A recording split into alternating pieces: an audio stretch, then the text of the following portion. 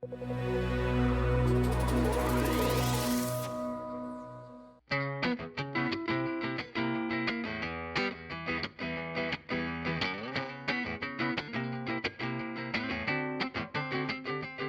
for joining us for the first all-Canadian edition of Tech Talks. Cory is from Toronto as well. Just to add to his bio, he's been a comic store clerk, an entrepreneur.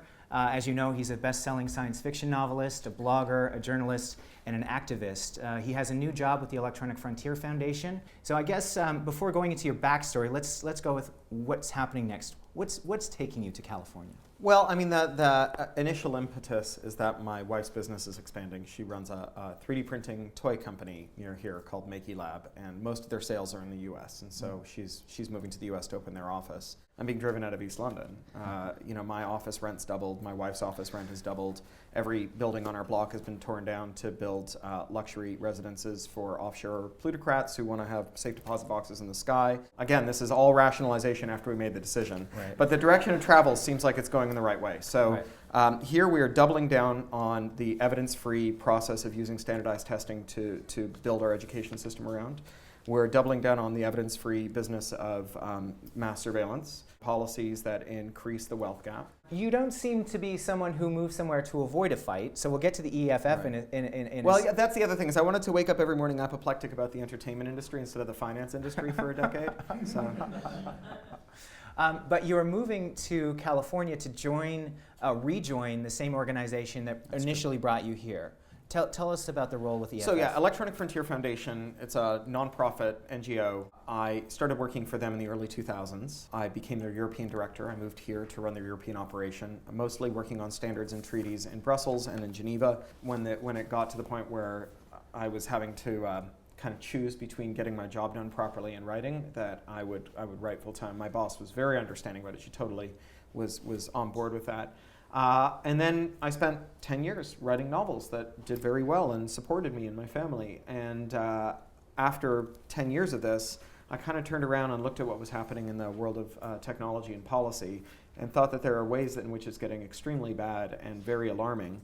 And when I started thinking about it, I started to think about ways that we could fix it. And I came up with a kind of grandiose plan to eliminate one of the worst technology policies, which is the law that prohibits removing digital locks or telling people how to remove digital locks, even from things they own, which has lots of implications for security, because it means you can't tell people about flaws in devices they own because they could use those flaws to remove the digital locks. So we end up with these long-lived reservoirs of digital pathogens and devices that are increasingly intimate with our lives.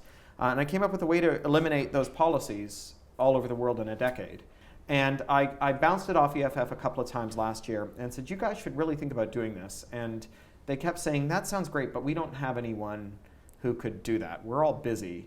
And I took the hint, and I said, would you like me to come and do this? And they said, we would love you to come and do this. How will it help you to be based there? Oh, it just means I get to have dinner for a change instead of having to be on a phone call every night at dinner time. And it means that I don't have to spend nearly quite so much time destroying the planet crossing the stupid ocean. I mean, maybe we should go back a second and just explain sort of digital rights management and your take on that. What is your objection to DRM? You know, if you take a CD and you stick it in your computer's optical drive, it wakes up a piece of software supplied by the manufacturer whose original slogan was rip, mix, burn, and says, would you like to transcode this so you can take it with you on your mobile device? All even loaded on your mobile device for you. If you put a DVD in, it won't. All it'll let you do with the DVD is watch it, because the DVD has a digital lock on it. And although ripping a DVD and moving a DVD to a device is no more illegal or legal than doing this with the music on a CD, breaking the lock is illegal. And so what you're expected to do with that DVD is buy the movie again for your mobile device. It's a kind of urinary tract infection business model, right? Instead of the value flowing in a healthy gush where you take a CD and then it turns into ringtones and alarm tones and streams and backups and soundtracks for YouTube videos and anything else you can think of, with things that start with a digital lock, everything has a price tag attached to it. It comes in a slow, burning, painful dribble. So that's the kind of consumer story. As a creator, the problem with allowing someone to put a digital lock on something that I made is that only they can authorize the removal of that lock. Hachette has always insisted on DRM. They're the most dogmatic of all the publishers. Last year, they were the first of the big 5 publishers to have their standard deal with Amazon expire. They do these 10-year deals. And Amazon wanted more from them. And they said no, and Amazon delisted all of their books from the Amazon store in the US. You couldn't buy J.K. Rowling. So I want to be in control of my destiny, right? I think that it's grotesque that someone whose only contribution to my copyrighted work is to transcode it has more of a say in it than me, who created it, or my publisher who invested in it, right? Of all the parties who have a legitimate claim to that copyright, it certainly isn't the company that processed it through a script and then sold it. Industry and government, starting in the mid-90s, started passing these laws that prohibit removing the locks and prohibit giving people information they could use to remove the locks.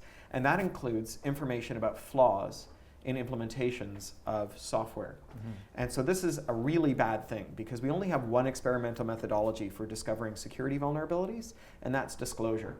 Your phone is not a destruction rectangle that you use to throw birds at pigs. It's a supercomputer in your pocket that knows who all your friends are and everything you've ever said to them and all the things they said to you and where you were when you were talking about it. It has a camera and a microphone, and you take it into the toilet and into the bedroom, and the only way you know if those things are off is by trusting the operating system.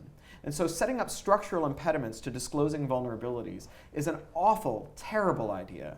And the idea that it's being done in the name of making sure that I get paid as an artist, I feel like gives me a special moral responsibility to reject it.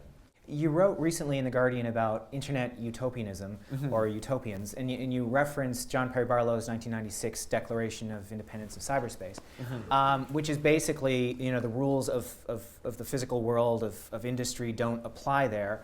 And then you referenced how we sort of progressed into hustling sort of startup entrepreneurs to sort of techno monopolies that we sort of see today.